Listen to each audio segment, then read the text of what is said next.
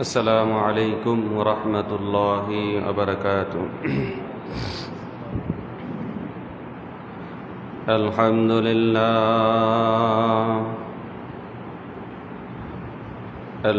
لله رب العالمين الذي علم الإنسان ما لم يعلم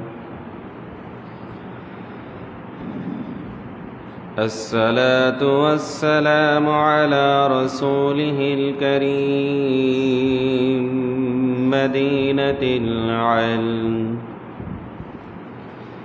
وعلى أساسها الهجرة أبي بكر الصديق رضي الله عنه وعلى مجهر عدله الهجرة عمر رضي الله عنه وعلى جنورين الهجرة عثمان رضي الله عنه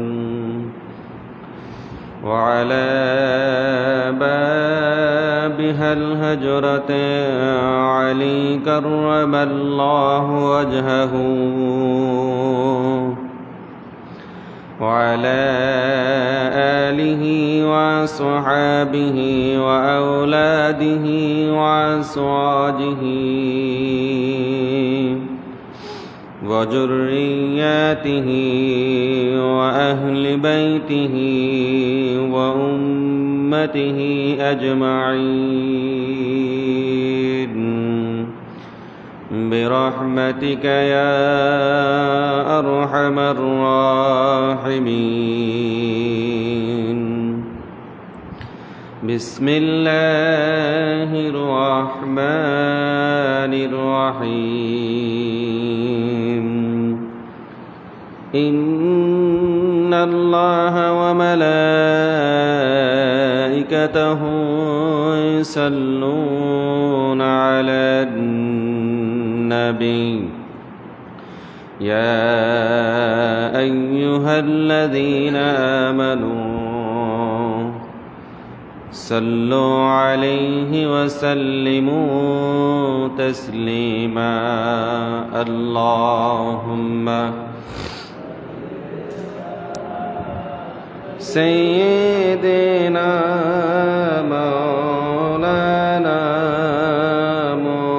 محمد وعلى آل سيدنا مولانا محمد اللهم صل على مولانا محمد وعلى آل سيدنا مولانا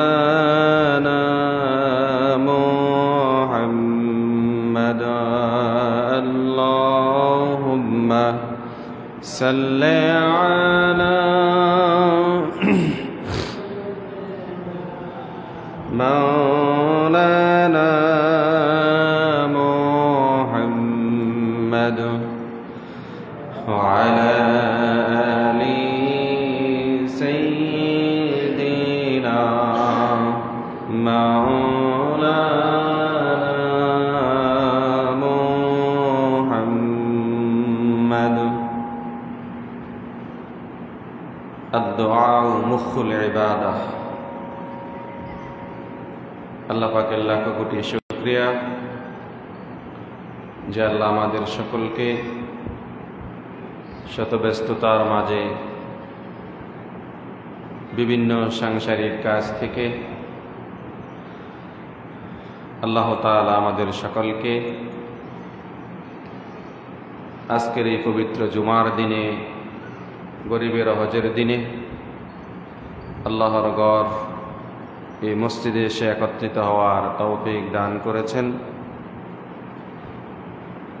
এজন্য আমরা সকলে বলি আলহামদুলিল্লাহ।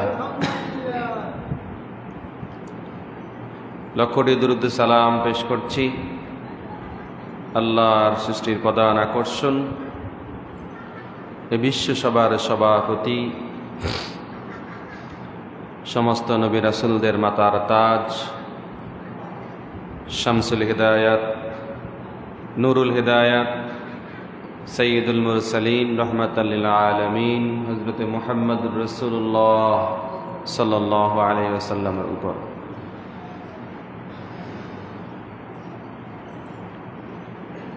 আমরা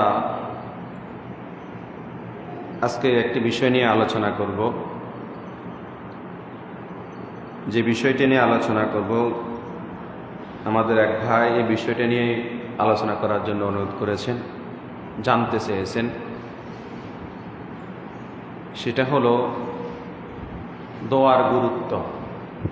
দোয়ার গুরুত্ব, দোয়া তো আমরা সকলেই বুঝি। পবিত্র কোরআন এবং হাদিসের আলোকে দোয়ার গুরুত্ব কতটুকু,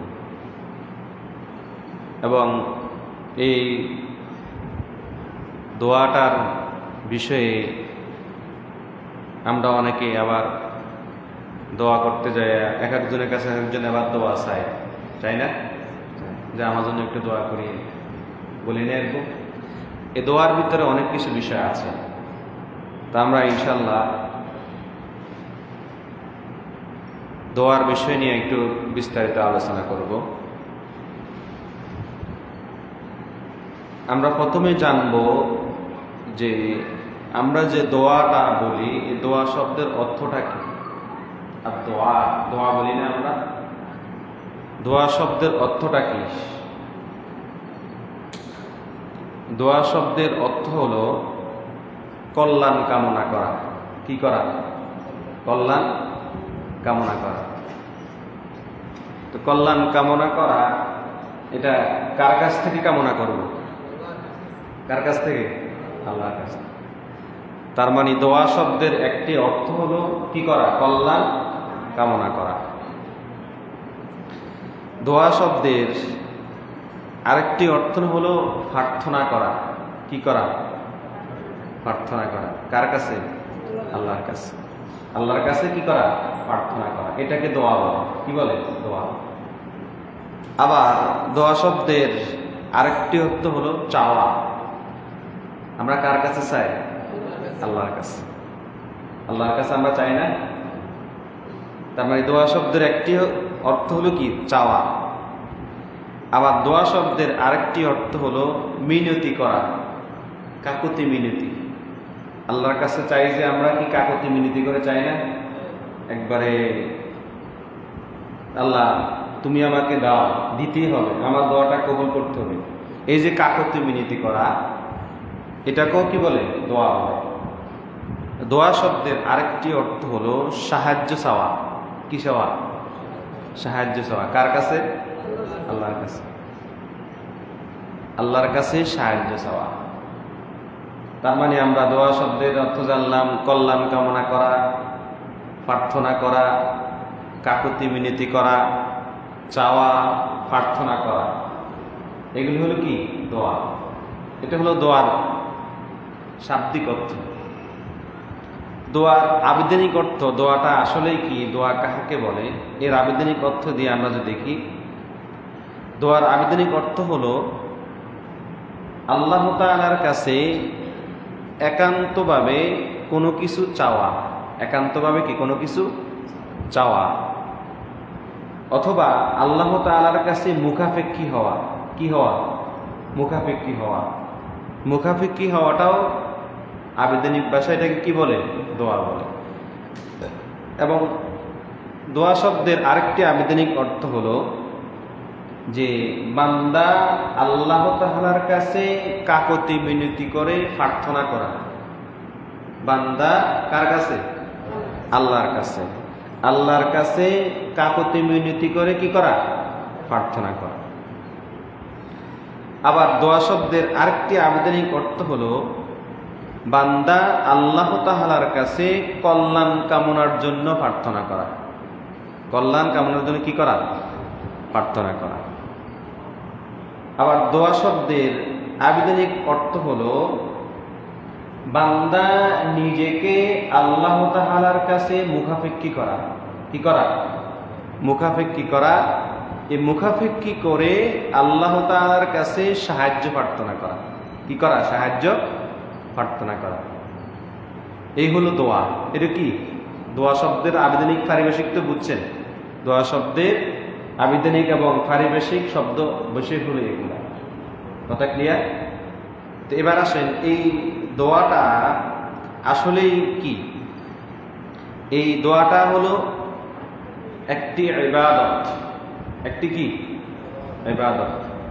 আল্লাহ তাআলা পবিত্র কোরআন মাজিদে সূরা জারিয়াতের 56 নম্বর আয়াতে আল্লাহ তাআলা বলেছেন, ওয়ামা খালাকতুল জিন্না ওয়াল ইনসা ইল্লা লিয়াবুদুন। আমি জিন এবং ইনসানকে, জিন এবং ইনসানকে, জিন আছে না, জিন এবং ইনসানকে, ওয়ামা খালাকতুল জিন্না ওয়াল ইনসা, আমি জিন এবং ইনসানকে সৃষ্টি করেছি ইল্লা লিয়াবুদুন, আমার কিসের জন্য? ইবাদতের জন্য। কিসের জন্য? ইবাদতের জন্য। ইবাদতের জন্য আমি কি করেছি? জিন এবং ইনসানকে সৃষ্টি করেছি। তো এবার আসেন ইবাদত। যেহেতু আমরা বলেছি দোয়া শব্দটা একটি ইবাদত, তো এই ইবাদত বলতে আমরা আসলে কি বুঝি? কি? দোয়াটা তো একটা কি? ইবাদত। তো এই ইবাদত বলতে আসলেই কি? ইবাদত বলতে যে বিষয়টা বোঝায় সেটা হলো আল্লাহ তাআলা যে বিষয়ে আদেশ করেছেন। কি করেছেন? আদেশ করেছেন ইবাদতের ক্ষেত্রে। কিসের ক্ষেত্রে? ইবাদতের ক্ষেত্রে। যেমন নামাজ। নামাজ কি? ইবাদত।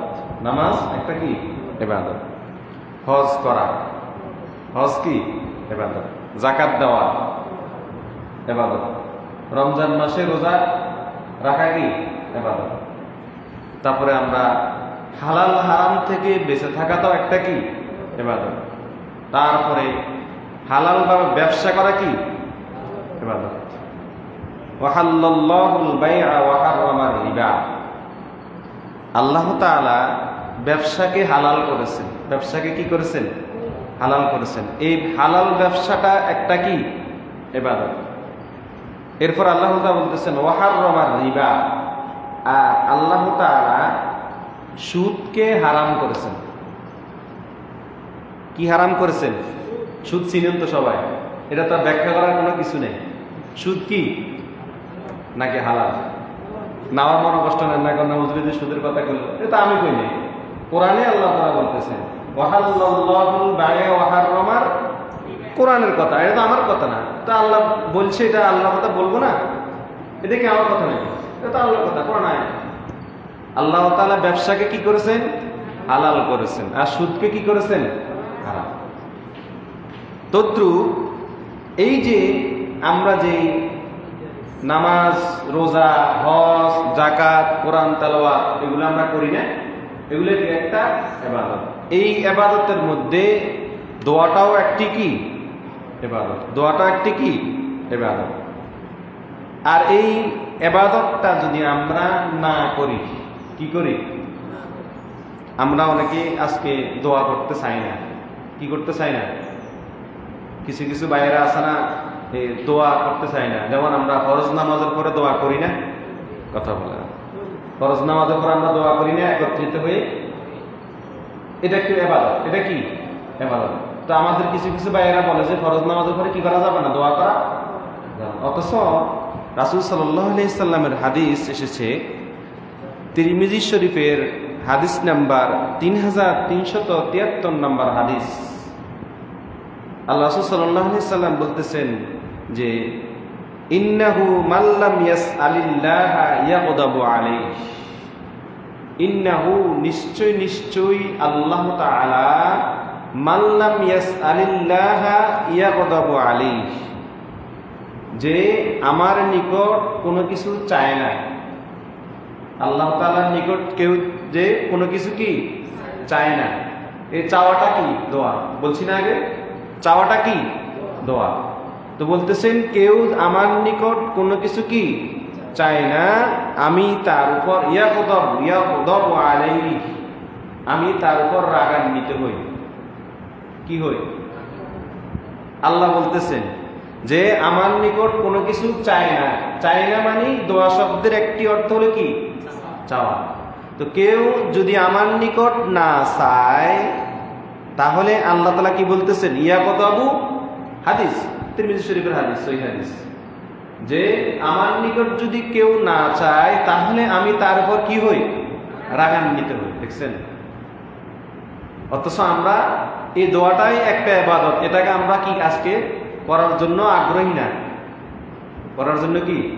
অথচ আল্লাহ বলতেছেন এই ইবাদতটা যদি কেউ না করে, এই ইবাদতটাকে যদি কেউ কি না করে তাহলে আল্লাহ তাআলা কি হন? রাগান্বিত হন। যেহেতু এটা একটা ইবাদত, এটা কি? তো এই ইবাদতটা শুধু কি হুজুরের জন্য না মুয়াজ্জিন সাহেবদের জন্য নাকি সবার জন্য? কথা বলেন। ইবাদত কি শুধু কি হুজুরের জন্য খাস নাকি? না, ইবাদত মানে কি সবার জন্য। আল্লাহর যত বান্দা আছে, আল্লাহর যত কি আছে বান্দা আছে, ওলি বলেন, গাউস বলেন, কুতুব বলেন, মুফতি বলেন, মুহাদ্দিস বলেন, মুফাসসির বলেন, শায়েখ বলেন, যাহা কিছু বলেন, আম জনসাধারণ যাহা কিছু বলেন, বান্দার মধ্যে, কিসের মধ্যে? আল্লাহ তাআলার যারা বান্দা আছে, ওমা খালাকতুল জিন্না ওয়াল ইনসা ইল্লা লিয়াবুদুন। এখানে কি নির্দিষ্ট করে বলছে নাকি যে আল্লাহর ওলি, মুফতি সাহেব, মুহাদ্দিস সাহেব, মুফাসসির সাহেব, এটা কইছে নাকি? দেখেন, আল্লাহ নিজেই বলতেছেন আমি বান্দাকে সৃষ্টি করেছি আমার কিসের জন্য? ইবাদত। তো বান্দা বলতে কি শুধু এক দুইজন নাকি সবাই? সবাই। তার মানে শুধু যে হুজুর দোয়া করবে, হুজুরের দোয়াই হবে, এটা তা না। এই কোরআন আয়াত দ্বারা স্পষ্ট প্রমাণিত যে আপনার দোয়া আপনি কি করতে পারবেন? করতে, যেহেতু এটা ইবাদত, এটা কি ইবাদত? এটা তো সবার জন্য, এটা কি সবার জন্য। তার মানে নিজের জন্য নিজে দোয়া করাটাও কি ইবাদত। কথা ক্লিয়ার? কথা ক্লিয়ার তো? তার মানে আপনি আপনার জন্য কি করতে পারবেন? দোয়া করতে পারবেন, দোয়া করতে পারবেন। এই কোরআন আয়াত দ্বারা স্পষ্ট প্রমাণিত। এই জন্য আল্লাহ তাআলা বলতেছেন যে আমার কাছে যদি কেউ না চায়, ইন্নাহু লাম ইয়াসআলিল্লাহা ইয়াগদাবু আলাইহি, যে আমার নিকট যদি কেউ কি না চায় তাহলে আমি তার উপর কি হই? রাগান্বিত। এরপরে কোরআন আয়াত আল্লাহ তাআলা আরো বলতেছেন, সূরা বাকারার 186 নম্বর আয়াত, ওয়া ইযা সালাকা ইবাদি আন্নী, যে হাবিব, যে আমার বান্দাগণ সালাকা, আমার সম্পর্কে জিজ্ঞাসা করে যে আল্লাহ কোথায়, আল্লাহ কি কোথায়। আমরা এক সময় অনেক সময় মাঝে মাঝে বলি না, বিশেষ করে আমাদের মা বোনরা এই কথাগুলো বলে যে আল্লাহ কোন, আল্লাহ দেয় না, তোরা খাইতে বলি। আমাদের গ্রাম্য ভাষায় অনেকে যখন দেখছে তর্ক বিতর্ক হয়ে গেলে, এগুলো তো আমরা সব দেখি, তর্ক বিতর্ক হয়ে গেলে যে আল্লাহকে তোর লো যেতে পারে না, আল্লাহ কোন, আল্লাহ দেয় না, এটা কইলে বিশেষ করে আমাদের মা বোনরা এই কথাগুলো কি, আবার আমি কি মিশে কথা বলছি নাকি? আর মা বোনরা আরো কষ্ট হইব নাকি? না, এটা তো সচরাচর আমাদের এলাকাতে সবাই কি বলতেছে, এটা বলা যাবে না। এটা কি বলা যাবে না। কোরআনে বলতেছেন ওয়াইজা সালাকা ইবাদি আন্নী, যে বান্দারা আমার সম্পর্কে জিজ্ঞাসা করে যে আল্লাহ কোথায়। এবার আল্লাহ বলতেছেন রাসূল আপনি বলে দিন কি, ফাইন্নী করিব, আমি বান্দার অতীব নিকটে। অতীব, এত নিকটে স্বামী স্ত্রী যখন মেলামেশার জন্য একত্রিত হয়, স্বামী স্ত্রী যখন মেলামেশার জন্য কি হয়? একত্রিত হয়। এর সে একজন আরেকজনের চেয়ে নিকটে কি আর কোনো কিছু আছে? বুঝেন না মনে কথা? স্বামী স্ত্রী মেলামেশায় যখন একত্রিত হয়, এর চেয়ে কি আরো কাছে কি কোনো কিছু আছে? না। তো আমার আল্লাহ বলতেছেন আমি এর চেয়েও বান্দার আরো নিকটে। সুবহানাল্লাহ। বুঝেন না মনে হয় কথা? তো সুবহানাল্লাহ বলেন না যে আল্লাহ বলতেছেন যখন স্বামী স্ত্রী, উদাহরণ দিতে পারি, আমরা স্বামী স্ত্রী যখন একত্রিত হয়, একজন একজনকে আমরা ধরি, এর চেয়ে কি আর কোনো নিকটে আছে নাকি? না। অথচ আমার আল্লাহ বলতেছেন যে ফাইন্নী করিব, আমি বান্দার এত নিকটে, স্বামী স্ত্রী যখন একত্রিত হয়, উদাহরণ বুঝাচ্ছি, এর চেয়ে আরো নিকটে। তার মানে বান্দা যখন আল্লাহ তাআলার কাছে যখনই চাইবে তখনই কি করবে? আল্লাহ দোয়া কবুল করবে। কথা বুঝেছেন এখন? এবার বলতেছেন উজিবু দাওয়াতাদ দাঈ ইযা দাআন। আর যখন আমাকে কেউ ডাক দেয়, উজিবু দাওয়াতাদ দাঈ, আল্লাহ বলতেছেন যখন আমার কোনো বান্দা আমাকে কি দেয়, এখানে কোনো বান্দা বলতে যে কোনো বান্দা, উজিবু দাওয়াতাদ দাঈ ইযা দাআন, এই আয়াতে সকলের জন্য স্পষ্ট। বান্দা বলতে কি? যে কেউ। বান্দা বলতে কি? যে কেউ। যে কেউ যখন আমার কাছে কি চায়। তো দোয়া শব্দের একটি অর্থ কি ভুলে গেছেন নাকি? দোয়া শব্দের একটা অর্থ কি? চাওয়া। দোয়া শব্দের একটা অর্থ কি? চাওয়া। তো যখন কেউ আমার কাছে চায়, হাত তুলে, কি তুলে? নাকি এমনি হাত না তুলে চাইব? বুঝুন না অনেক কথা। হাত চাইতে হলে কি চাইতে হবে? হাত তুলে চাইতে হবে। যেহেতু আমরা ফকির, আল্লাহু গনিয়্যুন ওয়া আনতুমুল ফুকারা, আল্লাহ বলেন ধনী। ধনী বলতে কি? তিনি অমুখাপেক্ষী, কারো কাছে তিনি মুখাপেক্ষী, আমরা মুখাপেক্ষী। আমরা কার কাছে মুখাপেক্ষী? এজন্য আল্লাহ বলতে বলছেন আল্লাহু গনিয়্যুন ওয়া আনতুমুল ফুকারা, আমি কারো কাছে অমুখাপেক্ষী নয়, আমি দেওয়ার মালিক, আর তোমরা আমার কাছে কি? কোরআন আয়াত আল্লাহ তাআলা বলতেছেন। তার মানে এখানে নির্দিষ্ট করে কারো নাম বলে না, যে কোনো বান্দা যে কোনো টাইমে, আমি হই না কেন, মদিন সাহেব হই না কেন, কাকা, যে কোনো কেউ, যে কেউ যখনই আল্লাহ তাআলার কাছে চাইবে, উজিবু দাওয়াতাদ দাঈ ইযা দাআন, যখনই বান্দা আমার কাছে চাইবে তখনই আমি তাকে দিয়ে দিব। সুবহানাল্লাহ, কোরআন আয়াত আল্লাহ তাআলা বলতেছেন। এরপরে আল্লাহ তাআলা আরো বলতেছেন সূরা গাফিরের 60 নম্বর আয়াতে আল্লাহ তাআলা বলতেছেন ক্বালা রাব্বুকুম উদউনি আস্তাজিব লাকুম। আল্লাহ তাআলা বলতেছেন রাব্বুকুম উদউনি আস্তাজিব লাকুম, তোমরা আমাকে ডাকো। কে বলতেছেন? আল্লাহ বলতেছেন তোমরা আমাকে কি? রাব্বুকুম উদউনি, তোমরা আমাকে কি? ডাকো। আস্তাজিব লাকুম, যখনই তোমাদের মধ্যে কেউ আমাকে ডাক দিবে, যখনই তোমাদের মধ্যে কেউ আমাকে কি করবে? ডাক দিবে, আস্তাজিবু লাকুম, তখনই আমি তোমাদের ডাকে সাড়া দিব। সুবহানাল্লাহ, দেখছেন? আপনি যখনই আল্লাহর কাছে চাইবেন, যে কোনো সময়, নির্দিষ্ট করে কোনো সময় না, যে কোনো সময় আপনি আল্লাহ তাআলার কাছে চাইবেন, যখনই চাইবেন তখনই আল্লাহ তাআলা কি করবেন? আপনার ডাকে সাড়া দিবেন। কোরআন আয়াত আল্লাহ তাআলা বলতেছেন। এরপরে আল্লাহ তাআলা কি বলতেছেন? এবার দেখেন, এটা তো হলো চাওয়া। এবার যারা চায় না, দোয়া করতে চায় না, কিছু লোক আছে না দোয়া করতে কি নামাজে সালাম ফিরে দোয়া না করি কি জানা মনে হয়। কিছু কিছু মুসল্লি আছে না সালাম ফিরে দোয়ার জন্য অপেক্ষা করে না, এমনি কালেকশন করে, মসজিদের টিয়াও দেয় না, দোয়া দোয়া করে না, দাম সুন্নত তো হয় না, কিছু হয় না, নাকি নিচে কথা দিচ্ছে। ইমাম সাহেব সালামি ডানোর হবারে আমার মসজিদের 2-3 টিয়া দিব, এটাও তো নাই টিয়া দেয়, বালা কথা টিয়া দিলি না, অত দোয়াটা করছ নাকি? আমি অযুক্তি কথা বলছি, যুক্তিসঙ্গত কথা না। দোয়াটা অন্তত করে, দোয়াটা কি? ইবাদত। দোয়া কি? ইবাদত না করতে আপত্তি কোথায়? এবার আল্লাহ তাআলা বলতেছেন যাহারা এই ইবাদত করতে চায় না, ইন্নাল্লাযীনা ইস্তাকবিরুনা আন ইবাদাতিহি, কোরআন আয়াত, যে যাহারা এই দোয়াটা, এই ইবাদতটা কি করতে চায় না, করতে চায় না, করে না, তাদের প্রতি আল্লাহ তাআলা কিন্তু বলছেন সায়াদখুলুনা জাহান্নামা দাখিরিন। কোরআন আয়াত আল্লাহ তাআলা বলতেছেন যে তাহারা অচিরে লাঞ্ছিত অবস্থায় জাহান্নামে প্রবেশ করবে। নাউজুবিল্লাহ। দেখছেন দোয়া কত বড় ফজিলতপূর্ণ একটি ইবাদত। দোয়া, যারা এই দোয়া করতে কি চায় না, তাদের কথা আল্লাহ বলতেছেন ইন্নাল্লাযীনা ইস্তাকবিরুনা আন ইবাদাতিহি, যাহারা এই দোয়া করতে চায় না তাহাদের জন্য কি শাস্তি? সায়াদখুলুনা জাহান্নামা দাখিরিন, তাদের জন্যই লাঞ্ছিত শাস্তি। কি শাস্তি? লাঞ্ছিত শাস্তির মাধ্যমে তারা ইয়াদখুলুনা প্রবেশ করবে কোথায়? জাহান্নামে। তো দোয়া করবেন তো ইনশাআল্লাহ। মসজিদের টিয়া না দিলে অন্তত দোয়াটা করি নাকি? আমার মনে কষ্ট নাকি আপনারা?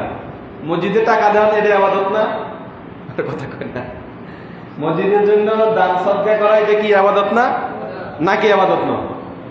ইবাদত না? তো ইবাদত থেকে গাফলতি কেন? এক টিয়া পাইলে এক টিয়া দেন, অসুবিধা আছে নাকি? কথা বুঝেছেন এখন? তার মানে কোরআন আয়াত থেকে আমরা যে বিষয়গুলো আমরা বুঝলাম, সে বিষয়টা হলো যে এই যে দোয়ার বিষয়টা হলো যে কেউ দোয়া করতে পারবে। যে কেউ কি করতে পারবে? দোয়া করতে পারবে। এখানে নির্দিষ্ট করে যে অমুককে দোয়া করার জন্য বলতে হবে, ওটা করা যাবে, ওটা হলো আলাদা বিষয়। ওটা কি আলাদা বিষয়। আগে আপনার অধিকার হলো আপনি আগে নিজের কাছে চাইবেন। কার কাছে? আল্লাহর কাছে আপনি আগে চাইবেন। যখনই আপনি চাইবেন, এই চাওয়ার ক্ষেত্রে আল্লাহ তাআলা অবশ্যই আপনাকে কি দিবেন? দিয়ে দিবেন। যেটা কোরআন আয়াতে আল্লাহ তাআলা বলে দিয়েছেন যে যখনই বান্দা আমার কাছে কি চাবে, তখনই আমি বান্দাকে আমি কি দিব? দিয়ে দিব।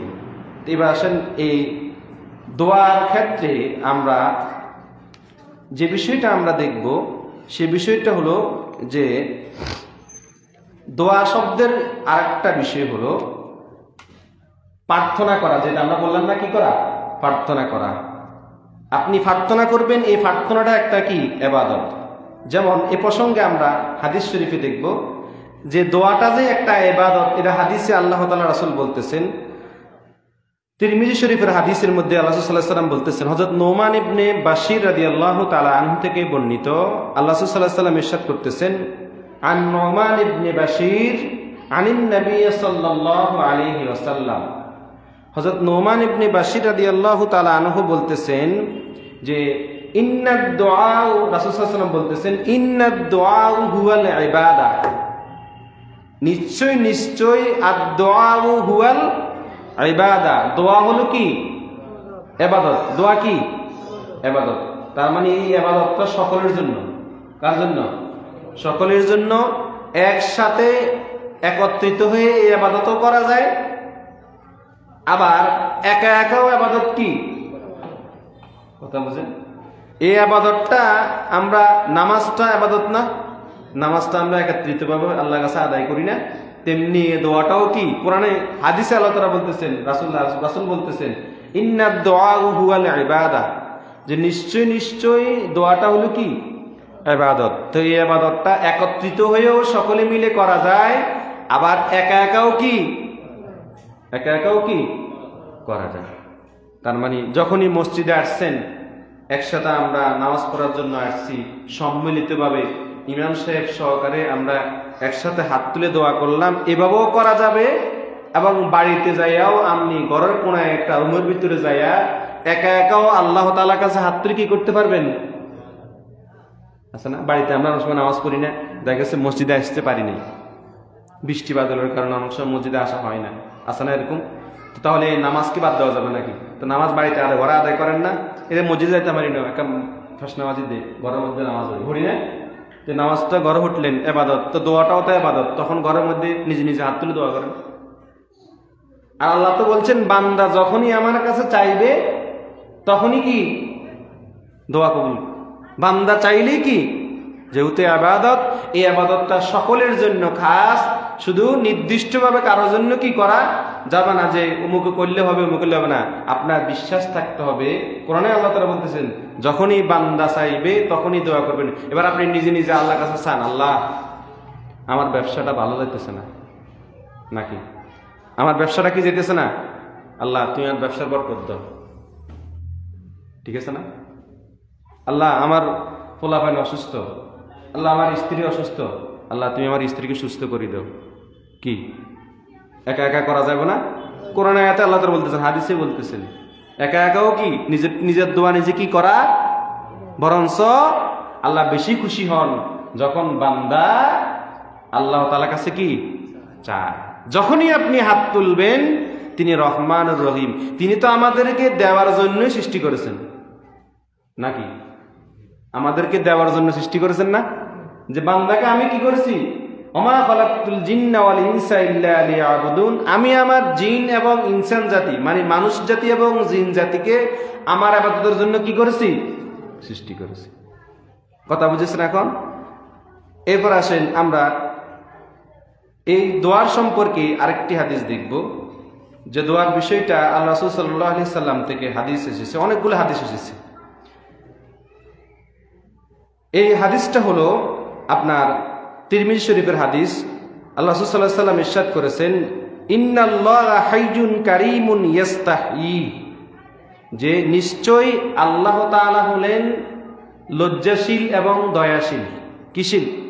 লজ্জাশীল এবং কি দয়াশীল। লজ্জাশীল বলতে আপনি যখন আল্লাহর কাছে হাত তুললেন, মেসাল দিচ্ছি, যখন কোনো ফকির আপনার ঘরের দ্বারা আসে না, আমরা আঙ্গুর না খাইলে বসে বুঝি খরাত খুঁজ দিই কি ভিক্ষুক ভিক্ষা খেতে আসে না?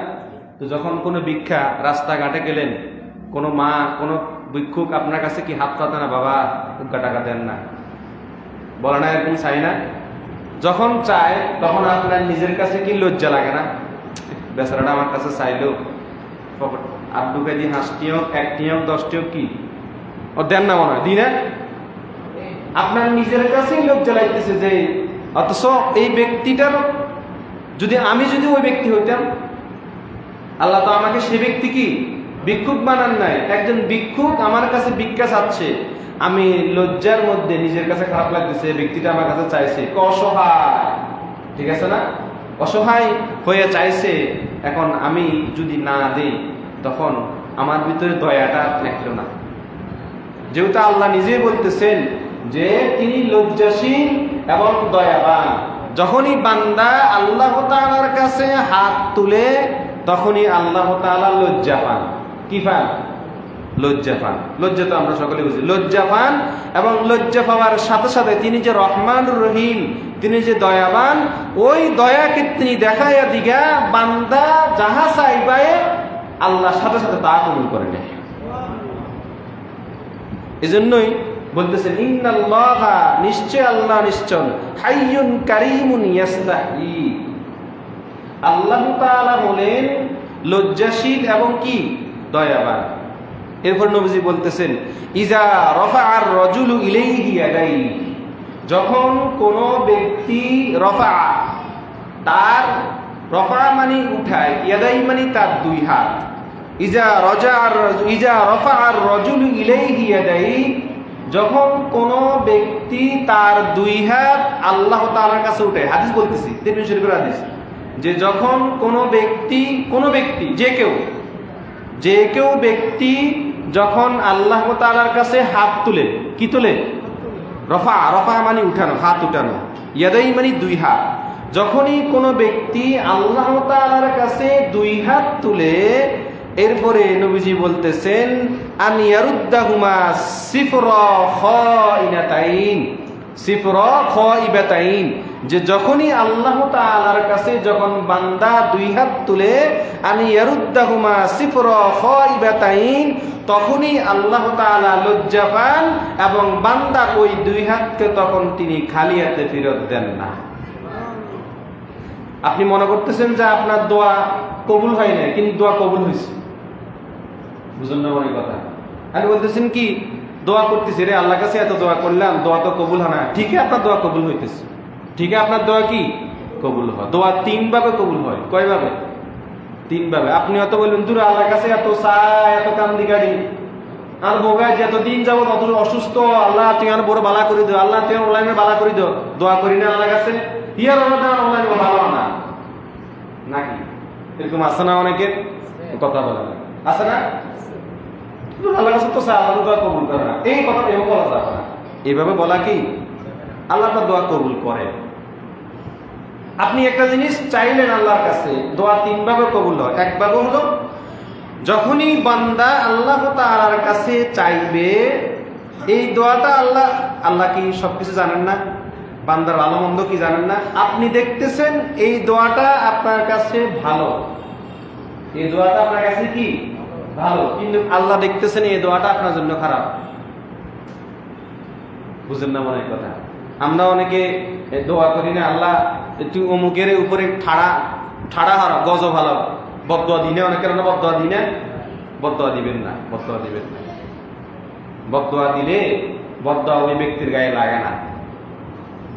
কোন বদদোয়া কারোর জন্য আপনি বদদোয়া করবেন, ওই বদদোয়া ওই ব্যক্তির জন্য কখনো কি কবুল হয় না। বদদোয়া দিবেন কেন? আপনার বদদোয়ার অধিকার আছে নাকি? কথা বলে না। আপনার কি বদদোয়া দেওয়ার অধিকার আছে? সেও বান্দা, আপনিও বান্দা। সে বান্দা না? যাকে আপনি বদদোয়া দিচ্ছেন সে আল্লাহর বান্দা না? তা আল্লাহ কি আপনাকে বদদোয়া দেওয়ার জন্য পাঠাইছে নাকি? আল্লাহ তো বদদোয়া দেওয়ার জন্য কি পাঠায় নাই, দোয়ার জন্য পাঠাইছে, ভালো দোয়ার জন্য। কি দোয়ার জন্য? ভালো দোয়ার জন্য পাঠাইছে। ওই বদদোয়াটা যার জন্য আপনি বদদোয়া করলেন, ওই বদদোয়াটা তার উপরে না যাইয়া আল্লাহ রাগান্বিত হয়ে আপনার উপরে দিবেন। বুঝেন না মনে হয় কথা? ওই ব্যক্তির ক্যান্সারের জন্য দোয়া করলেন, আল্লাহ ওই ব্যক্তি তুই ক্যান্সারে মারিয়ে গেল, এরকম শত্রুতামি আছে না অনেক আমার এলাকার মধ্যে? আছে না? ওরা কথা কয় না, আছে না শত্রুতামি? তো শত্রুতামি করি এবার আল্লাহ কাছে বদদোয়া দোয়া করলেন। এই যে শত্রুতামি করে দোয়া করলেন, তাকে আল্লাহ তুই ক্যান্সারে মারিয়ে গেল, তাকে হানির ডোবে মারিয়ে গেল, তাকে আগুনে পুড়ে মারিয়ে গেল, এই যে এটা বদদোয়া করলাম না, এই বদদোয়াটা আল্লাহ কখনো কি করেন না? কবুল করেন না। এই কবুল না করে উল্টা তোমার আপনার উপরে এই বদদোয়াটা আল্লাহ দিয়ে দেন। আল্লাহ কি রাগান্বিত হয়ে দেন, কি রে ওইটাও তো আমার বান্দা, তুমিও আর বান্দা, ওই ব্যক্তিও আমার বান্দা, তুমিও কি আমার বান্দা, তুমি কেন ওই ব্যক্তির জন্য বদদোয়া দিলা? এই জন্য হাদিসে আসছে, রাসূল সাল্লাল্লাহু আলাইহি ওয়াসাল্লাম বলছেন, সাবধান সাবধান, তোমরা কখনো কেউ কারোর জন্য বদদোয়া দিও না, ভালোর জন্য দোয়া করবে। ভালোর জন্য কি করবা? দোয়া করবা, সুস্থতার জন্য দোয়া করবা। হাদিস শরীফে আসছে এই জন্য যে কেউ যদি কারো ভালোর জন্য দোয়া চায়, যেমন এক ব্যক্তি অসুস্থ, এক ব্যক্তি কি অসুস্থ, আমরা ইমাম সাহেবের কাছে আইন না, হুজুর আমার মেয়ে অসুস্থ, আমার বউ অসুস্থ, ছেলে মেয়ে অসুস্থ, দোয়া চান না?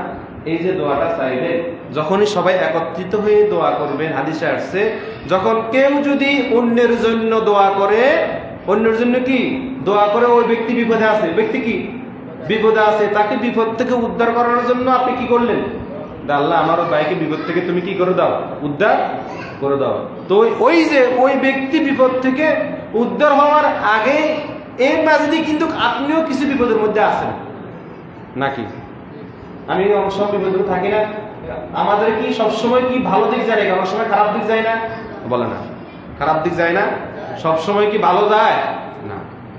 ওই যে ওই ব্যক্তির বিপদ থেকে উদ্ধার হওয়ার জন্য দোয়া করলেন, আল্লাহ তাআলা খুশি হইয়া তার দোয়া কবুল হওয়ার আগে আগে আপনার বিপদে যেটা আছে ওটাকে আপনার আল্লাহ উদ্ধার করে দিবেন। মানে একজন মুসলমান আরেকজন মুসলমানের জন্য দোয়া করলে কি করলে?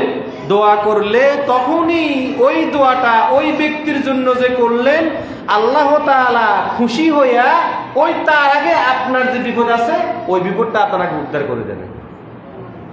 এই জন্য একজন একজনের কাছে দোয়া চাওয়া হাদিসে কি আছে, আমরা সামনে আলোচনা করব। এরপর আসেন, দোয়া কবুল হওয়ার সবচাইতে উত্তম সময় কখন? দোয়া তো এটা একটা ইবাদত না? এটা কি ইবাদত? এই ইবাদতটা কখন আল্লাহ তাআলার কাছে সবচাইতে বেশি কবুল হয় জানার দরকার আছে না? এই প্রসঙ্গে হাদিস শরীফে আসছে, হাদিসটাও তাও তিরমিজি শরীফের হাদিস। তিরমিজি শরীফের হাদিস, রাসূল সাল্লাল্লাহু আলাইহি ওয়াসাল্লামকে জিজ্ঞাসা করলো যে ইয়া রাসূলুল্লাহ আইয়ুদ দুআই আসমা, যে আল্লাহ রাসূল আমরা যে এই যে দোয়াটা করব এই দোয়াটা কখন বেশি কবুল হয়? আল্লাহ তাআলা আমাদের বান্দার জন্য কিছু কিছু খাস রহমত দিয়েছেন, যেমন কি শবে কদরের রাত্রি দিচ্ছেন না, শবে বরাতের রাত্রি, আশুরার রাত্রি, দুই ঈদের রাত্রি, এই রাতগুলা গুরুত্বপূর্ণ রাত। এই রাতগুলো কি গুরুত্বপূর্ণ রাত, ইবাদত বন্দেগীর রাত, ইবাদত বন্দেগীর কি রাত। এই রাতগুলা যেমন শবে কদরের ইবাদত করলে 84 বছর 4 মাস, এক রাত্রের ইবাদত। কয় রাত্র? বুঝেন না মনে হয় কথা? শবে কদরের রাত্রিতে এক রাত্রে ইবাদত করলে কত বছর? 84 বছর 4 মাস, এক রাত্রের ইবাদত। সুবহানাল্লাহ, দেখছেন তো? তেমনি এই যে দোয়াটা একটা আল্লাহ তাআলার ইবাদত, তো সাহাবীরা জিজ্ঞাসা করলেন এটা তো একটা ইবাদত, তো ইবাদতটা আমরা কখন করলে আল্লাহ অতি তাড়াতাড়ি কবুল করবে? আপনার দরকার হলো কবুল করার বিষয় কি করা? তখন এবার রাসূল সাল্লাল্লাহু আলাইহি ওয়াসাল্লাম বলতেছেন যে জাওফাল লাইলিল আখির, যে রাত্রের শেষ ভাগের দোয়া, রাত্রের কি শেষ ভাগের দোয়া। হাদিসের মধ্যে বাবা আসছে, ব্যাখ্যার মধ্যে এই জাওফাল লাইল আখার মানে তাহাজ্জুদের সময়ের দোয়া। কিসের সময়? তাহাজ্জুদ, বুঝেন তো? তাহাজ্জুদ রাত্রের শেষ ভাগে, রাত্রের কি ভাগে? শেষ ভাগে। ফজরের নামাজের অন্তত কমসে কম নিম্নে আধা ঘন্টা আগে, ফজরের আজান ওয়াক্ত শুরু হওয়ার কত কমসে কম নিম্নে আধা ঘন্টা আগে। ওয়াক্ত তখনও কি হয় না, শুরু টাইম আমরা তো সকলেই জানি। এখন আমাদের কাছে অ্যাপস আছে, কখন তাহাজ্জুদের সময় আমরা জানি না, জানি তো। জাওফাল লাইলিল আখির, রাত্রের শেষত্বে, শেষের রাত্রে, কি রাত্রে? শেষ রাত্রে। হাদিস শরীফে আসছে আল্লাহ তাআলা কুদরতিভাবে দুনিয়ার আসমানে অবতরণ করেন। কিভাবে? কুদরতি বলতে হবে। কি বলতে হবে? কুদরতি বলতে হবে। নাকি আল্লাহ তাআলা সশরীরে আগমন নামেন? আল্লাহ তাআলার আকার নিয়ে আমাদের কোনো কথা বলা ইমান, দেখছেন? ঠিক রাখতে হবে। আপনি কেউ যদি মনে করেন যে আমাদের দেহের মতো আল্লাহ তাআলার আকার আছে, হ্যাঁ হাদিসে আছে, বুখারী শরীফের হাদিসে আছে, আমি বান্দার হাত হয়ে যায় যে হাত দিয়ে সে ধরে, আমি বান্দার কান হয়ে যায় যে কান দিয়ে সে শুনে, আমি বান্দার পা হয়ে যায়, বুখারী শরীফের সহিহ হাদিস, হাদিসে কুদসি, আমি বান্দার পা হয়ে যায় যে পা দিয়ে সে চলে, আমি বান্দার চোখ হয়ে যায় যে চোখ দিয়ে সে দেখে, আমি বান্দার মুখ হয়ে যায় যে মুখ দিয়ে সে কি বলে। তার মানে এখানে এই হাদিসটা দ্বারা বুঝালো কি আল্লাহ তাআলার অঙ্গ প্রত্যঙ্গ কি আছে। তবে আমাদের আহলে সুন্নাত ওয়াল জামাতের আকীদা হলো আল্লাহ তাআলার অঙ্গ প্রত্যঙ্গ আছে, আমাদের মতো এইভাবে বলা যাবে না। কেমন আছে এটা আল্লাহু আ'লামু। কোরআনে আল্লাহ তাআলা বলতেছেন লাইসা কামিসলিহি শাই, লাইসা কোরআন আয়াত, লাইসা কামিসলিহি শাই, আল্লাহ তাআলার কাছে কোনো কিছুর মেসাল উদাহরণ দেওয়া যাবে না। তিনি যে নিরাকার এই কথাও বলা যাবে না সরাসরি, এই কথাও কি বলা যাবে না। আবার যে তিনি যে আমাদের মতো এরকম দেহ বিশিষ্ট এই কথাও কি বলা যাবে না। তার মানে হুজুর আপনি যে বললেন আল্লাহ তাআলা দুনিয়ার আসমানে নামেন, প্রশ্ন জাগেনি যে প্রত্যেক রাত্রে শেষ রাত্রে তাহাজ্জুদের সময়, কোন সময়? নবীজি কেন বললেন শেষ রাত্রে দোয়া কবুল হয়? জানো না? ওই সময় আল্লাহ তাআলা কুদরতিভাবে দুনিয়ার আসমানে নামেন। এই দুনিয়ার আসমানে নামার মুহাদ্দিসিনরা ব্যাখ্যা বলতেছেন, শুধু হাদিস মানলে হবে না, মুহাদ্দিসদের ব্যাখ্যাও মানতে হবে। মুহাদ্দিসরা বলতেছেন আল্লাহ তাআলা দুনিয়ার আসমানে নামা মানি তিনি দুনিয়ার আসমানে নামেন না, তিনি দুনিয়ার আসমানে রহমতের দৃষ্টিতে তাকান। কিসের দৃষ্টিতে? আল্লাহ পুরা সৃষ্টি জগৎ যাহা কিছু আছে সব কিছু আল্লাহ তাআলার আয়ত্তের ভিতরে না বাহিরে? ভিতরে না? ভিতরে। ইলম, আল্লাহ তাআলার ইলম মানে যেখানে যাবেন আল্লাহ তাআলার কাছ থেকে আপনি বাইরেতে পারবেন না। কোরআনে বলতেছেন তোমরা যদি পারো তোমরা আমার সীমানার বাইরে চলে যাও, সীমানার বাইরে যেতে পারবেন। যদি কেউ চেষ্টা করো, আপনি বাংলাদেশ থেকে ভারত যান, ভারতে কি আল্লাহ নাই? কথা বলে না। পাকিস্তান যান, ভারতে কি আল্লাহ নাই? সৃষ্টি জগতেই আল্লাহ আছে। আল্লাহ মানে এই আল্লাহ আছে মানে কি পুরো সৃষ্টি জগতের সৃষ্টি করতেই তো তিনি। কথা বুঝুন না মনে হয়? সৃষ্টিকর্তাকে আল্লাহ, যেদিকে যাবেন ওখানে আল্লাহ আছে, যেখানে যাবেন সেখানে আপনি দোয়া করতে পারবেন। মসজিদে আসি যে দোয়া করতে হবে তা না, সাথে মসজিদে তো নামাজ জন্য আসবেন। মসজিদ বাদে আপনি পৃথিবীর যেই কোনো জায়গায় যান, 5 জায়গা পাইলে ওখানে আপনি নামাজ কি করতে পারবেন? আদায়। ওখানে আপনি দোয়া করতে পারবেন। কথা বুঝেছেন? এখন এই জন্য রাসূল সাল্লাল্লাহু আলাইহি ওয়াসাল্লাম বলতেছেন জাওফাল লাইল আখির, আল্লাহ তাআলা সবচাইতে বেশি দোয়া কবুল করেন রাত্রির কি শেষ ভাগে তথা তাহাজ্জুদের সময়। কিসের সময়? তাহাজ্জুদের সময়। এই জন্য তাহাজ্জুদের সময়ে দোয়া কখনো মিস হয় না। আপনি যখন কোনো কিছু চাইবেন চেষ্টা করবেন তাহাজ্জুদ নামাজ সর্বনিম্ন 4 রাকাত। কয় রাকাত? 4 রাকাত পড়ে এবার আল্লাহ তাআলা যাবে। আল্লাহ, রাত্রের স্ত্রী ঘুমায়, বুকের স্বামী স্ত্রী, যে স্ত্রীকে জড়ায় ঘুমাইলেন, যে স্ত্রীও জানে না আপনি কি করতেছেন, ঘুমাইলে কি কোনো খোঁজখবর আছে? নাই। আপনার সাথের স্ত্রীও জানে না আপনি কি বিছানায় আছেন না নাই, আল্লাহ কেউ জানে না, শুধু আমি আর তুমি। আল্লাহ, তোমার আর আমার মধ্যে কোনো পর্দা নাই, আল্লাহ তুমি আমার দোয়াটা কবুল করো। এই জন্য রাসূল বলতেছেন রাত্রের শেষ ভাগে বান্দা যেই দোয়া করবে সেই দোয়াই কবুল হয়ে যাবে। ওখানে শেষ ভাগে যে আপনার হুজুরের কাছে দোয়া চাইবেন, নিজের দোয়া নিজে করবেন। কি নিজের দোয়া নিজে করবেন। এরপরে এই হলো শেষ ভাগের দোয়া, আল্লাহ তাআলা কবুল করেন। আরেকটা হলো দুবুরাস সালাতিল মাকতুবা, প্রত্যেক ফরজ নামাজের পরে। কোন নামাজের পরে? প্রত্যেক ফরজ নামাজের পরে আল্লাহ তাআলা কি করেন? দোয়া। ফাইজা ফারাগতা ফানসাব, কোরআন আয়াত সূরা আল-নাসর মধ্যে, ফাইজা ফারাগতা ফানসাব, যখনই তোমরা নামাজ থেকে ফারেগ হবে, ওয়াইলা রাব্বিকা ফারগাম, তখনই তোমরা আল্লাহ তাআলার কাছে দোয়ায় লিপ্ত হয়ে যাবে। তো নামাজের পরে সম্মিলিতভাবে মুসল্লিরা দোয়া করার কথা কোরআন আয়াত দ্বারাই তো প্রমাণিত, আর হাদিসে তো আছেই প্রত্যেক ফরজ নামাজের পরে কি হয়? দোয়া কবুল। কথা বলতেছেন এখন। তার মানে এই দোয়াটা আপনি আপনার একা নিজের জন্য করতে পারবেন, অন্যের জন্য কি করতে পারবেন। কথা বলতেছেন এখন। তার মানে বোঝা গেল নিজের জন্য আগে দোয়া করবেন। কার জন্য? নিজের জন্য দোয়া করবেন, অন্যের জন্য দোয়া চাইবেন। আর সবচাইতে ভালো উত্তম দোয়া হলো আপনার জন্য না চাইয়া অন্যের জন্য চাইবেন। আপনার জন্য না চাইয়া কার জন্য চাইবেন? অন্যের জন্য চাইবেন। ওই দোয়া তাড়াতাড়ি কবুল হবে। বান্দা আল্লাহ খুশি হয়ে কবুল না, এতে নিজের চায় না, আরেকজনের চাইছে। কথা বোঝে না। নিজের জন্য কি চাই না, সে কার জন্য চাইছে? আরেকজনে চাইছে, আমি তার দোয়াকে কবুল করে নিই। কথা বুঝেছেন এখন। এবার আসেন আমরা আরেকটি বিষয় দেখব, যে বিষয়টা হলো আমরা ইমাম সাহেবের কাছে দোয়া চান না। আজকে 2-3 জন আমার কাছে দোয়া আছে। তো এই দোয়া চাওয়াটা মানে কি আমি হত্য দোয়া করুন নাকি?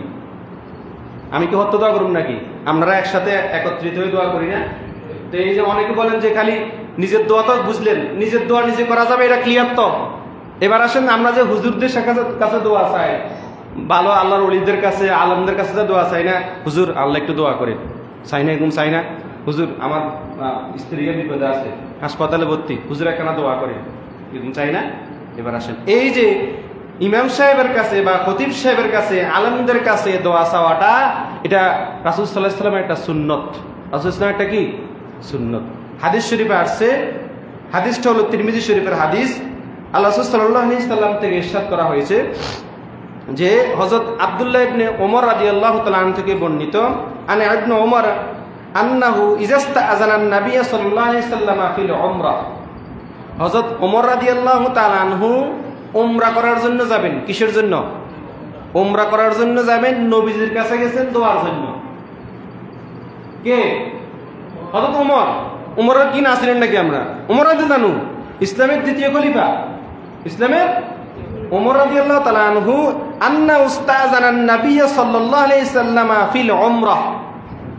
হযরত ওমর রাদিয়াল্লাহু তাআলা আনহু উমরা করতে যাবেন। কিসের জন্য? উমরা করতে যাবেন। নবীজির কাছে আসছেন কি যাওয়ার জন্য? নবীজির কাছে কি যাওয়ার জন্য আসছেন? যে হুজুর আমি তো উমরা করতে যাব, আমার জন্য একটু কি করেন। এরকম আমরা চাই না? চাই না? কথা বলেন। একজনের কাছে একজন চাই না, হুজুর কালকে আমি একটু ঢাকা যাবো বা আমার স্ত্রী অসুস্থ, একটু খাসকে দোয়া করেন, বলি না? হাদিস, এগুলো হাদিস থেকে প্রমাণিত। তো এবার ওমর রাদিয়াল্লাহু আনহু নবীজির কাছে দোয়া চাইছেন। দেখেন এবার নবীজি কি বলতেছে, দেখেন যে ফাজিনা লাহু। এবার ওমর রাদিয়াল্লাহু আনহু অনুমতি দিলেন, ঠিক আছে যাও, আমি তো তোমার জন্য দোয়া করব, উমরা করার জন্য কি যাও। তবে ওমর এই কথাটা শুনো, ওয়াকালা লাহু ইয়া উখাইয়া আশিকনা ফি শাইইন মিন দুআইকা। হে ওমর, তবে এই কথাটা শুনে রাখো, যখন তুমি আল্লাহ তাআলার কাছে উমরাতে যায়া দোয়া করবে, তোমার ওই দোয়াতে তুমি তোমার এই ভাই আমার জন্য দোয়াতে তুমি স্মরণ করিও। হাদিস। যখনই তুমি উমরাতে যাবে, অনুমতি দিলাম, আমার কাছে তো দোয়ার জন্য আসছে, এবার আমি তোমার কাছে দোয়া চাইলাম, যখনই তুমি উমরাতে যাবে আর উমরাতে কি তুলবে? হাত তুলবে, তখন ওই দোয়াতে তুমি আমার জন্য কি করিও? দোয়া করিও। তার মানে নবীজি শিখাই দিতেছেন যে আমরা যে হুজুরদের কাছে, আলেমদের কাছে দোয়া চাই, এটাও হাদিস দ্বারা কি প্রমাণিত, এটাও নবীজির সুন্নত। তার মানে ছোট হয়েও বড় হয়েও ছোট। এই হাদিস থেকে আরেকটা বিষয় জানবেন, আল্লাহ সাল্লাল্লাহু আলাইহি ওয়াসাল্লামের চেয়েও কি পৃথিবীতে শ্রেষ্ঠ আর কেউ আছে নাকি? জোরে বলেন, আর কেউ আছে নাকি? না অন্য কেউ আছে? পৃথিবীর সবচাইতে শ্রেষ্ঠ সৃষ্টি হলেন কে? রাসূল। যার উসিলায় এই পৃথিবীর সৃষ্টি, যার উসিলায় কি পৃথিবীর সৃষ্টি। তো নবীজি হলেন সর্বশ্রেষ্ঠ সৃষ্টি। আল্লাহ তাআলা সৃষ্টি জগতের মধ্যে সবচাইতে শ্রেষ্ঠ সৃষ্টিকে আমাদের নবী। আর আল্লাহ তাআলার কাছে সবচাইতে মহব্বতের ব্যক্তিকে আমাদের নবী। আমাদের নবী ছাড়া কি আর কার বেশি মহব্বত করছে নাকি? না। তো রাসূল হলেন বড়, ওমর হলেন ছোট। বুঝের কথা বোঝা যায় তো? রাসূল হলেন কি বড়, তো ওমর হলেন ছোট। ওমর ছোট হইয়া নবীজির কাছে আসছেন দোয়ার জন্য, যে হুজুর আমার জন্য কি করি, আমি দোয়া করি না, আমি উমরা যাইতেছি। এবার নবীজি একটা শিক্ষা দিয়ে দিলেন, বুইস্তু মুআল্লিমান। নবীজি আমাদের জন্য শিক্ষক না করবে, ইন্নী ক্বাদ বুইস্তু মুআল্লিমান, আমি তোমাদের জন্য শিক্ষক হিসেবে কি হয়েছি, প্রেরিত হয়েছি। তার মানে শিক্ষকের কাজ হলো শিক্ষা দেওয়া। কি দেওয়া?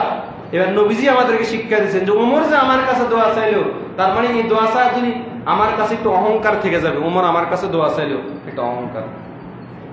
বুঝলেন না মনে কথা? এরকম অনেক সময় আমাদের হুজুরদের কাছে, আমার হুজুর কথা করতেছি আর কি, যখন কোন মুসল্লি আমার কাছে দোয়া হুজুর কাছে দোয়া চায়, ধরেন আমার কাছে দোয়া ছিল, এই এমনি তো আমার কাছে দোয়া চাইছে, একটু অহংকার, মনে ভিত্তি অহংকার, কি আসে না? অহংকার আসবে না? তো নবীজি বলতেছেন অহংকার যাতে না আসে এই জন্য তিনি বড় হইয়া ওমর ছোটর কাছে দোয়া চাইছেন। বুঝলেন না মনে কথা? নবীজি আবার কার কাছে দোয়া চাইছেন? তার মানে মর্যাদা যত বেশি হোক না কেন, আপনি একজন আলেমের কাছে দোয়া চাইছেন, আবার ওই আলেম উল্টা আপনার কাছে কি করতে চাইবে? দোয়া। ছোট বড়র কাছে দোয়া চাইতে পারবে, বড় ছোটর কাছে কি করতে পাইবে? দোয়া করতে পারবে। কথা বুঝেছেন এখন? তার মানে এই হাদিস থেকে স্পষ্ট প্রমাণিত হয়ে যায় আমরা যে হুজুরদের কাছে কি চাই, দোয়া চাই, এই হাদিসটারও কি। আবার হুজুরও যে আমরা মাঝে মাঝে বলি না আমরা দোয়া করি, কোনাই ব্যবসা মুসল্লি করে কোনা, যে খালি কি আমরা দোয়া করুন নাকি, আমরা আল্লাহ দোয়া করতাম না? একজন এক একজনের জন্য কি, সবাই তো আমরা মুসলমান, সবাই আল্লাহর বান্দা না? কথা বুঝেছেন এখন? এরপরে আসেন আমরা আরেকটি হাদিস দেখব, সরাসরি খতিবের কাছে, ইমাম সাহেবের কাছে, মানে জুমার ইমাম সাহেবের কাছে দোয়া চাওয়া। হাদিসটা স্পষ্ট এসেছে। এই হাদিসটা হলো সহিহ বুখারীর হাদিস, হাদিস নাম্বার 1029 নম্বর হাদিস। আল্লাহ রাসূল সাল্লাল্লাহু আলাইহি ওয়াসাল্লাম একদিন এই খুতবা দিচ্ছেন, হাদিসটার আবার তাই পড়তে যাচ্ছি না, সময় কম, সংক্ষেপে আমি বলে দিচ্ছি। আল্লাহ রাসূল সাল্লাল্লাহু আলাইহি ওয়াসাল্লাম একদিন খুতবা দিচ্ছেন মিম্বারের মধ্যে। কোথায়? মিম্বারের মধ্যে বসে খুতবা দিচ্ছেন। হঠাৎ করে এক গ্রাম্য ব্যক্তি, গ্রাম্য বেদুইন, গ্রামের লোক, গ্রামের মদিনা শরীফ থেকে অনেক দূরে গ্রাম থেকে একজন ব্যক্তি এসছে জুমার খুতবা দেওয়া অবস্থায়। গ্রাম থেকে একজন ব্যক্তি এসছে, ব্যক্তি আয়েশা রাসূল সাল্লাল্লাহু আলাইহি ওয়াসাল্লামের কাছে দোয়া চাইতেছে। কার কাছে? যে আল্লাহ রাসূল, আমি সব সংক্ষিপ্ত বলে দিচ্ছি হাদিসের বাবার্থতা, যে অধিক পরিমাণে বৃষ্টি হইতেছে। কোথায়? সেই এলাকায় অধিক পরিমাণে কি হইতেছে? বৃষ্টি হইতেছে। এই বৃষ্টি হওয়ার কারণে আমাদের গবাদি পশুগুলা কি হয়ে যায়? বৃষ্টির কারণে মরে যাচ্ছে। আমাদের ফসল কি হয়ে যাচ্ছে? অতিরিক্ত বৃষ্টি হলে ফসল নষ্ট হয় না? নাকি মিছা কথা বলছি? এই যে বন্যাটা এখন বর্তমানে চলতেছে, এখনো তো চলতেছে, বন্যার পানি তো এখন অনেক বেশি। আমাদের এদিকে না আল্লাহ রহম করছে, দেখছেন এটা কত রহমত আল্লাহ। যারা বন্যার ভিতরে, আমরা নিজেরাও গেছে দেখছি, কোমর পরিমাণ বুক পর্যন্ত নামি দেখতে হয়েছে মানুষদেরকে। তাহলে এই যে বৃষ্টির পানি পড়লো, এই যে অতিরিক্ত বৃষ্টিতে আমাদের ফসল নষ্ট হয়ে যায় না? ধান ক্ষেত নষ্ট হয়, বিভিন্ন ফসলাদি নষ্ট হয়ে যায় না? তো ওই ব্যক্তি বলতেছে হুজুর, যে অতিরিক্ত বৃষ্টির কারণে গবাদি পশুগুলা মরে যাচ্ছে, ধান ক্ষেত নষ্ট হয়ে যাচ্ছে, ফসলাদি নষ্ট হয়ে যাচ্ছে, আপনি একটু আমাদের জন্য দোয়া করেন। কি করেন? তো হুজুর ওই সময় মিম্বারের মধ্যে তিনি খতিব, নবীজি তখন কোথায়? মিম্বারের মধ্যে জুমার দিন বয়ান করতেছেন। তার মানে এই হাদিস থেকেও মুহাদ্দিসিনা করতে বলতেছে যে মুসল্লিরা যে খতিবের কাছে দোয়া চায়, এই হাদিস থেকেও কি প্রমাণিত। তো এবার আল্লাহ রাসূল সাল্লাল্লাহু আলাইহি ওয়াসাল্লাম দোয়া করতেছেন যে আল্লাহ, এবার নবীজি নিজেই দোয়া করলেন, দুই হাত তুলে এবার সকলকে নিয়ে একত্রে দোয়া করছেন। জুমার মসজিদে যখন বেদুইন দোয়া চাইলো, তখন সাহাবীরা কি সামনে ছিল না? এই যে আমি জুমার বয়ান করতেছি, আপনারা আমার সামনে আসলেন না? তো নবীজি জুমার বয়ান করে কি সাহাবীরা কি ওয়াজ শুনতে পারবো না? যে ওই অবস্থায় একজন ব্যক্তি দোয়া চাইছেন, তার মানে নবীজি এবার সকলকে নিয়ে একসাথে কি করছেন?